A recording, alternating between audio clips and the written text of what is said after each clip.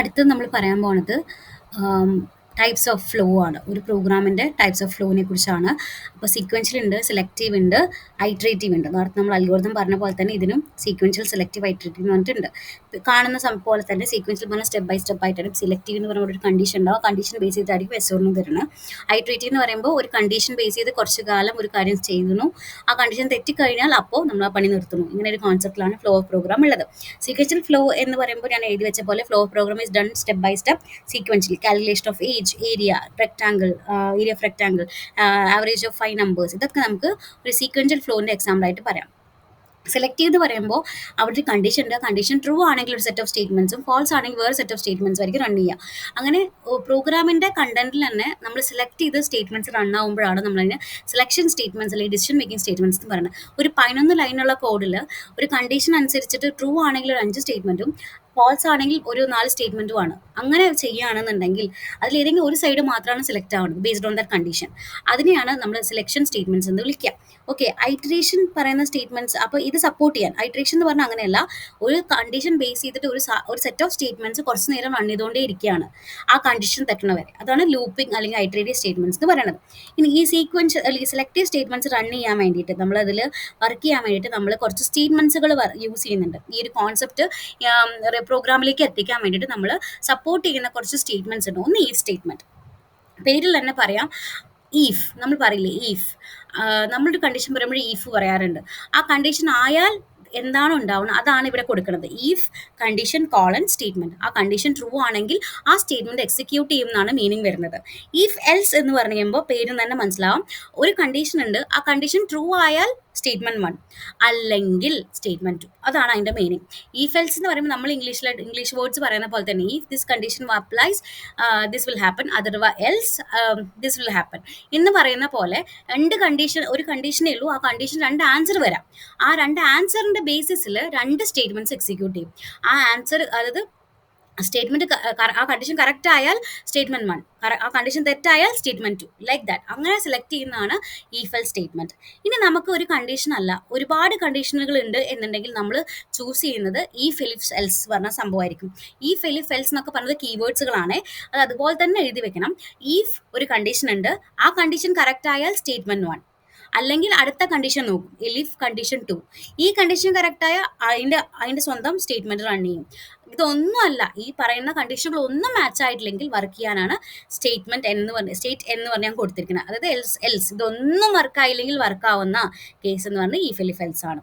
Nested if എന്ന് പറയുമ്പോൾ ഒരു എക്സ്റ്റൻഡഡ് വേർഷൻ ആണ്. നമുക്കിപ്പോൾ 2 കണ്ടീഷൻസ് അങ്ങോട്ടും ഇങ്ങോട്ടും തമ്മിലൊരു റിലേഷൻഷിപ്പ് ഉണ്ട്. ഓക്കെ, ഒരു കണ്ടീഷൻ ബേസ് ചെയ്ത് മറ്റേ കണ്ടീഷൻ വർക്ക് ചെയ്യുമെന്നുണ്ടെങ്കിൽ നമ്മൾ ഈഫ് നെസ്റ്റഡ് ഈഫ് ആണ് യൂസ് ചെയ്യുക. നെസ്റ്റഡ് ഈഫ് എന്ന് ഉദ്ദേശിക്കുന്നത് ഈഫ് വിതിൻ ഈഫ്, ഒരു ഈഫിന്റെ ഉള്ളിൽ വേറൊരു ഈഫിനെ ഉണ്ടെങ്കിൽ നമ്മൾ അതിനെ പറയുന്നതാണ് നെസ്റ്റഡ് ഈഫ് എന്ന് പറഞ്ഞ കോൺസെപ്റ്റ്. ഒരു കണ്ടീഷൻ ഉണ്ട്, ആ കണ്ടീഷൻ മാച്ച് ചെയ്താൽ മാത്രം ഉള്ളിലേക്ക് പോയി അടുത്ത കണ്ടീഷൻ ചെക്ക് ചെയ്യുള്ളൂ. ഇപ്പം ഇവിടെ നോക്കിയേ, ഈഫ് കണ്ടീഷൻ, ആ കണ്ടീഷൻ കറക്റ്റ് ആണെങ്കിൽ ഉള്ളിൽ അടുത്തൊരു ഈഫ് എൽസ് ഇരിക്കുന്നുണ്ട്. അവിടെ ഒരു കണ്ടീഷൻ ഉണ്ട്, ആ കണ്ടീഷൻ കറക്റ്റ് ആയി അതിന്റെ സ്വന്തം സ്റ്റേറ്റ്മെന്റ്, അല്ലെങ്കിൽ അതിന്റെ നെക്സ്റ്റ് എൽസ് പാർട്ട് ആയിട്ടുള്ള സ്റ്റേറ്റ്മെന്റ് 2. ഈ കണ്ടീഷൻ, അതായത് ഫസ്റ്റ് നമ്മുടെ ബേസിക് ആയിട്ടുള്ള കണ്ടീഷൻ തെറ്റിക്കഴിഞ്ഞാൽ വർക്ക് ചെയ്യാൻ വേണ്ടി സ്റ്റേറ്റ്മെന്റ് ഓഫ് എൽസ് കിടക്കുന്നുണ്ട്. ഇങ്ങനെ വർക്ക് ചെയ്യുന്നതാണ് നെസ്റ്റഡ് ഈഫ് എന്ന് പറയുന്നത്. ഏറ്റവും കൂടുതൽ നിങ്ങൾ അറിയേണ്ടത് ഈഫ് എൽസ്, ഈഫ് എലിഫ് എൽസ് ആണ്. ഒരു കണ്ടീഷനേ ഉള്ളൂവെങ്കിലും അതിന്റെ ട്രൂ പാർട്ടും ഫോൾസ് പാർട്ടും റെപ്രസെന്റ് ചെയ്യുന്നതാണ് ഈഫ് എൽസ് എന്ന് പറയുന്നത്. ഈഫ് എലിഫ് എൽസ് എന്ന് പറഞ്ഞാൽ എനിക്ക് മോർ ദാൻ 1 കണ്ടീഷൻ ഉണ്ടെങ്കിൽ നിങ്ങൾക്ക് ബ്ലൈൻഡ്ലി നിങ്ങൾക്ക് ഈഫ് എലിഫ് എൽസ് എന്ന് പറഞ്ഞ സ്റ്റേറ്റ്മെന്റ് യൂസ് ചെയ്യാൻ പറ്റും. ഓക്കെ, ഇനി ഞാൻ അതിന്റെ ഒരു ചെറിയ എക്സാമ്പിൾ കാണിച്ചു തരാം. ഓക്കെ,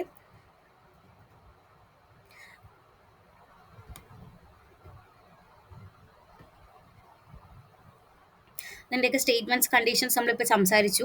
അപ്പോൾ അത് ബേസ് ചെയ്തിട്ട് കുറച്ച് സ്റ്റേറ്റ്മെൻറ്റ്സ്, പ്രോഗ്രാം റൺ ചെയ്യണത് എങ്ങനെയാണെന്ന് ഞാൻ ജസ്റ്റ് കാണിച്ചു തരാം.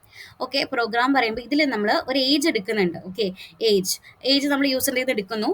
അതിൽ ശേഷം ഈ ഇൻപുട്ട് കാണുമ്പോൾ ചിലപ്പോൾ ഒന്നും മനസ്സിലാവാതിരിക്കാം. ഇൻപുട്ട് എന്ന് പറയുന്നത് ഒരു ഫംഗ്ഷനാണ്. ആ ഫംഗ്ഷൻ വെച്ചിട്ട് നമ്മൾ യൂസറിൻ്റെ നിന്ന് ഇൻപുട്ട് വാല്യൂ യൂസറിലേക്ക് വാങ്ങിക്കുകയാണ് കേട്ടോ.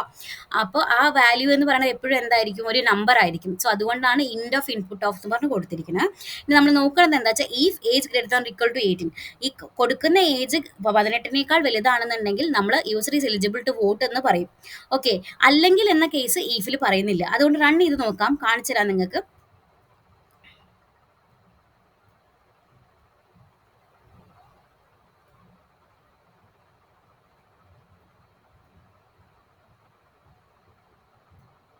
കുറച്ച് സമയം എടുക്കുന്നുണ്ട്. സെക്കൻഡ്. ഓക്കെ. ഇപ്പോൾ എൻ്റർ ദ ഏജ് എന്ന് പറഞ്ഞു. അപ്പോൾ ഞാനിപ്പോൾ 19 എന്ന് ഇട്ടു. അതായത് 19 is always greater than 18, right? So ഇത് എക്സിക്യൂട്ട് ചെയ്യുമ്പോൾ എനിക്ക് ആൻസർ കിട്ടുന്നത് user is eligible to vote എന്നാണ്. അതായത് ഈ കണ്ടീഷൻ കറക്റ്റ് ആയതുകൊണ്ട് ഈ സ്റ്റേറ്റ്മെൻറ്റ് എക്സിക്യൂട്ട് ആയി. ഇനി ഞാൻ ഒന്നുകൂടി റൺ ചെയ്ത് നോക്കുകയാണ്. റൺ ചെയ്യുമ്പോൾ ഞാനൊരു കണ്ടീഷൻ 16 എന്ന് കൊടുത്താൽ എന്ത് ചെയ്യുമെന്നുള്ളത് എവിടെയും പറഞ്ഞിട്ടുണ്ടോ? അതുകൊണ്ട് ഇതിൻ്റെ പണി നിർത്തി. കാരണം ഇതിൻ്റെ അടുത്ത സ്റ്റേറ്റ്മെൻറ്റ് അല്ലെങ്കിൽ ഈ കണ്ടീഷൻ സെറ്റിൽ എന്ത് ചെയ്യുമെന്ന് ഇവിടെ പറഞ്ഞിട്ടില്ല.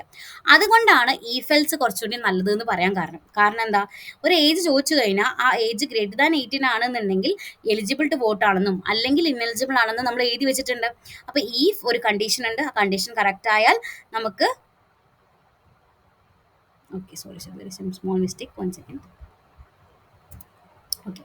സോ ഇവിടെ നമ്മളിപ്പോൾ age equal to input enter the age എന്ന് പറഞ്ഞ് കൊടുത്തു. ഏജ് ഗ്രേറ്റർ ദാൻ 18 ആണെന്നുണ്ടെങ്കിൽ എലിജിബിൾ ടു വോട്ടാണ്, അല്ലാന്നുണ്ടെങ്കിൽ ഇൻഎലിജിബിൾ ടു വോട്ടാണ്. ഇപ്പോൾ നേരത്തെ കൊടുത്ത അതേ കണ്ടീഷൻ 19 കൊടുത്തു കഴിഞ്ഞാൽ എനിക്ക് കിട്ടുക എന്താണ്? 19 is greater than equal to 18, അതുകൊണ്ട് user is eligible to vote എന്ന് കിട്ടി. ഇനി അതല്ല ഞാൻ കൊടുക്കുന്നത് ഒരു 17 ആണെന്ന് വിചാരിക്കുക.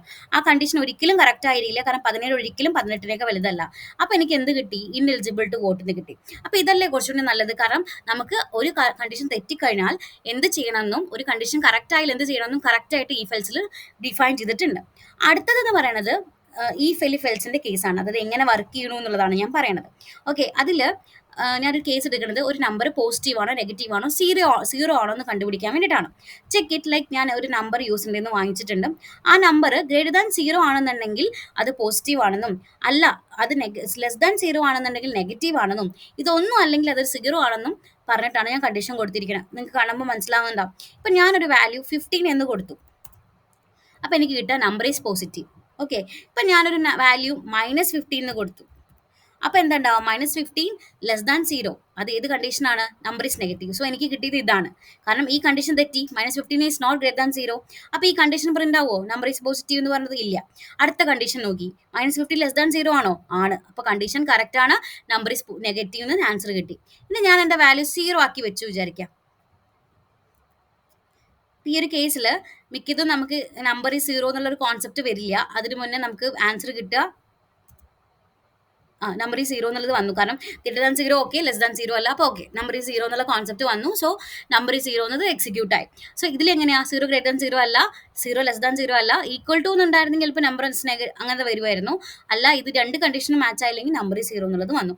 ഇങ്ങനെ നമുക്ക് ഒരുപാട് കേസുകൾ കണ്ടീഷൻസിൽ ചെക്ക് ചെയ്യണമെന്നുണ്ടെങ്കിൽ നമ്മൾ if else പോവുക കേട്ടോ. ഇനി അപ്പോൾ ഏകദേശം ഒരു സെലക്ഷൻ സ്റ്റേറ്റ്മെന്റ്സ് എങ്ങനെ വർക്ക് ചെയ്യണം എന്നുള്ള ഒരു ഐഡിയ മനസ്സിലായി എന്ന് വിചാരിക്കുന്നു. അടുത്തത് ഐട്രേഷനെ കുറിച്ച് സംസാരിക്കാം.